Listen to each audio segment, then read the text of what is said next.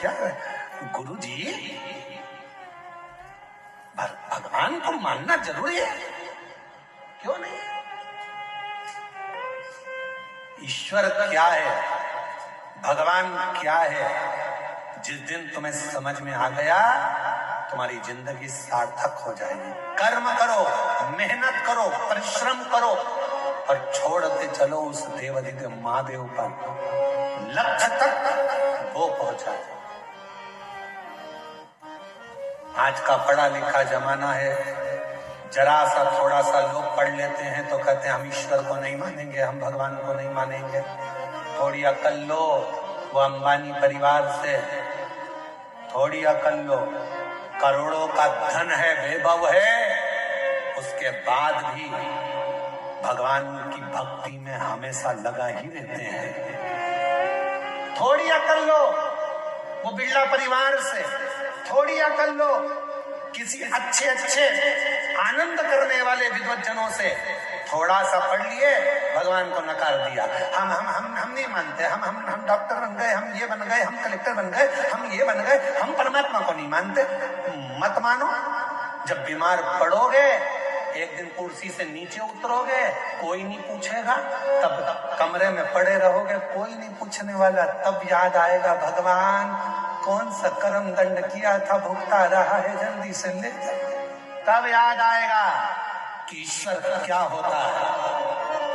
हम नहीं मानते परमात्मा को, हम नहीं मानते भोलेनाथ को, हम नहीं मानते भगवान को। बस थोड़ी सी अध्ययन कर लिया तो सोचा भगवान है ही नहीं, हम कर रहे हैं वो ही सब करेंगे, हम ये करेंगे, हम वो करेंगे।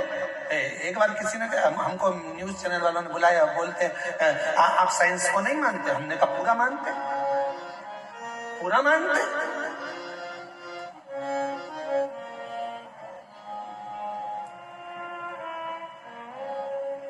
पर आप तो कहते हो कि एक लोटा जल सारी समस्या का हल। हमने कहा बिल्कुल हम ये कहते हैं, क्योंकि एक समय ऐसा आता है डॉक्टर इलाज करने जाता है, ऑपरेशन करने जाता है, और जब ऑपरेशन बिगड़ता है तब डॉक्टर भी आखिरी में कह देता है अब उसके हाथ में है। मतलब डॉक्टर को भी मालूम है कि एक डॉक्टर और बैठा है जो तुरंत निर्णय पलट देता है और कुछ ना कुछ अच्छा कर देता है, ये उसको भी मालूम है। फिर कहा आप साइंस को नहीं मानते? हम मानते। हम कहाँ नहीं मानते, पर हम साइंस को पूरा कब मानेंगे जब दुनिया में से लोग कहते हैं आज साइंस ने बच्चे पैदा करना चालू करे, आज साइंस ने ये करा, आज साइंस ने वो करा। तो हम जब मानेंगे जब दुनिया में से कोई मरना बंद कर देगा, तब जाने कि साइंस ने कोई बहुत बड़ा काम किया। अब पृथ्वी पे से कोई मर ही नहीं दिया, सब यही है, सब यही। हम मानेंगे, हम नहीं, हमेशा नहीं कहते कि हम आज भी मानते हैं बहुत कुछ करा, आज साइंस ने बहुत उत्थान करा, बहुत कुछ हमारे मेडिकलों में, हमारी चिकित्सा में बहुत साथ दिया, सब कुछ मानेंगे। पर तुम अगर ईश्वर को नकार दोगे तो हम ये नहीं मानेंगे। ईश्वर को नकारा कि हम नहीं मानेंगे। ईश्वर ईश्वर है, एक दिन उस परमात्मा की शरणागति ग्रहण करना ही पड़ती है।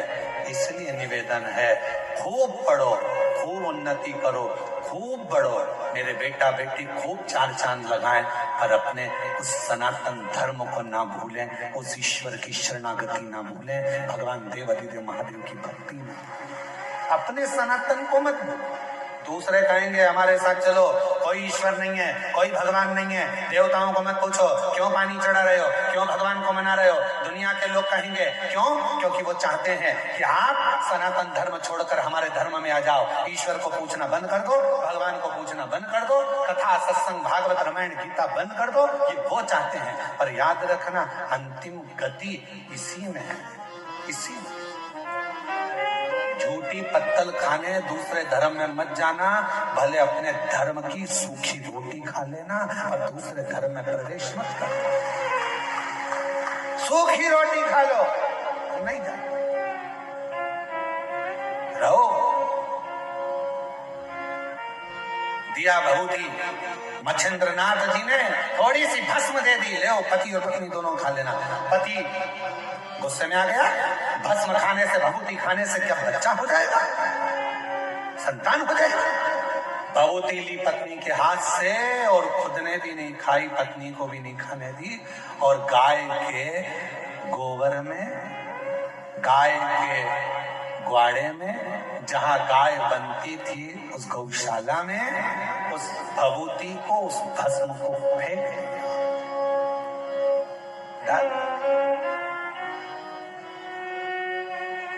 चले गए।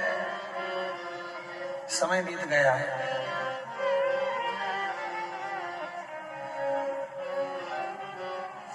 बारह साल निकल गए।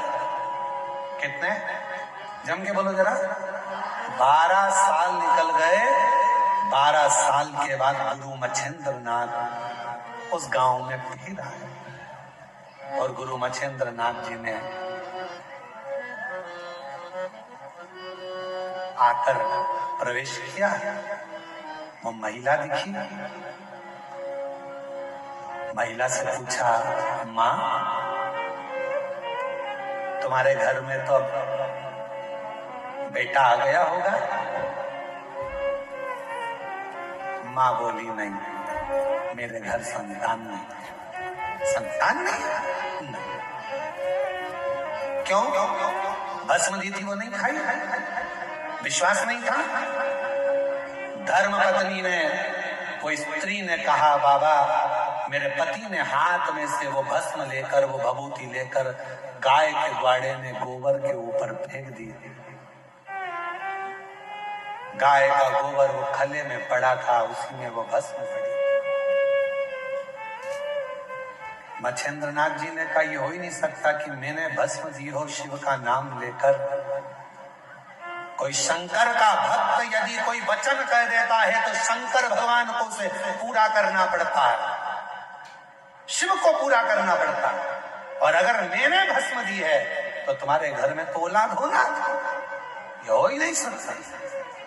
12 साल बाद आया हूं, तुम्हारे यहाँ औलाद नहीं। गुरु मच्छिंद्र नाथ ने आवाज लगाई, अलख निरंजन। गुरु मच्छिंद्र नाथ फिर बोले, अलख निरंजन। फिर आवाज लगाई, अलख निरंजन। इतनी देर में गाय के गोबर में से एक बच्चा निकल कर आया। आदेश, आदेश, आदेश। दौड़कर आया। 12 साल का लड़का था। खड़ा हो गया, मच्छिंद्र नाथ जी के चरणों में प्रणाम किया। पूछ रहा है, मैं कौन हूं? शिव योगी गुरु मच्छिंद्र नाथ कहते हैं, तू मेरे शंकर की भस्म से, गाय के गोबर से प्रकट हुआ। आज से तेरा नाम गुरु गोरक्षनाथ होगा। गुरु गोरखनाथ, आज से तेरा नाम गुरु गोरखनाथ, गुरु गोरक्षनाथ होगा। शिव भक्ति कर, शिव की आराधना कर। जब शंकर तेरे हृदय में प्रवेश कर जाएगा, जो शिव की उपासना से जन्म लेता है, जितनी जितनी माताएं जिनको 8 साल, 7 साल, 12 साल, 14 साल, 24 साल, 25 साल, 30 साल, 50 साल के बाद बच्चे हुए हैं, शिव की कृपा से हुए हैं, मेरी जीजियों घबराना नहीं। तुम्हारे गर्भ में इतने सालों के बाद जब डॉक्टर ने मना कर दिया था कि तुम मां नहीं बन सकते, डॉक्टर ने कह दिया था तुम्हें औलाद नहीं होगी, उसके बाद भी अगर भोलेनाथ ने तुम्हें संतान दी है, तुम्हारे यहाँ पर 4 लड़कियां थी, 3 लड़कियां थी, उसके बाद भी अगर भगवान बेटा दे दिए, तुम्हारे यहाँ संतान की प्राप्ति हो गई। कोई बेटा बेटी एक भी नहीं था, बेटी ने भी अगर जन्म लिया, बेटे ने भी अगर जन्म लिया, और तुम्हारे घर में अगर औलाद ने जन्म लिया है कई सालों के बाद, और शिव के पशुपति व्रत से, सफेद आंकड़े की जड़ से, शंकर की कथा से, शिव महापुराण की भूमि की रज से अगर तुम्हारा गर्भ ठहरा है एक लोटे जल से, तो तुम्हारे बच्चे की परवरिश करने की जवाबदारी भी उस शिव की है, क्योंकि शिव ने दिया।